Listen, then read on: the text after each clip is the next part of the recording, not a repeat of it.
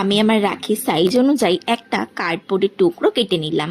তারপর তাতে সাদা কাপড় লাগিয়ে দিয়েছি। তারপর চারিপাশ দিয়ে রেড পম্পমে লেস লাগিয়ে দিয়েছি। তারপর রাখির সাইডে একটা ফুটো করে নেব, যাতে জাম্পরিংটা সহজে অ্যাটাচ করা যায়।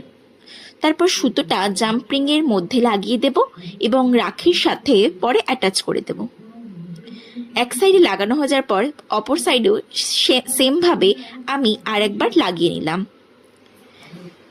দুদিকে লাগানো হয়ে যাওয়ার পর তারপর দুটো বিট আমি দুপাশে অ্যাড করে দেব। তারপর একটা কড়ি নিয়ে আঠার সাহায্যে ভালোভাবে রাখির মধ্যে লাগিয়ে দিলাম। তারপর কিছুটা ধান নিয়ে ধানগুলো ভালোভাবে সাজিয়ে আঠার সাহায্যে আমি লাগিয়ে দেব।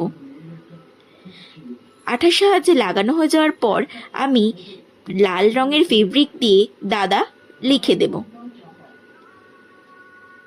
তারপর আমি কিছু ডিজাইন করে দেব লাল এবং হলুদ রং দিয়ে। ধানের উপরেও সেম লাল এবং হলুদ রঙে ব্যবহার করেছি। দেখুন আমার রাখিটি তৈরি হয়ে গেছে।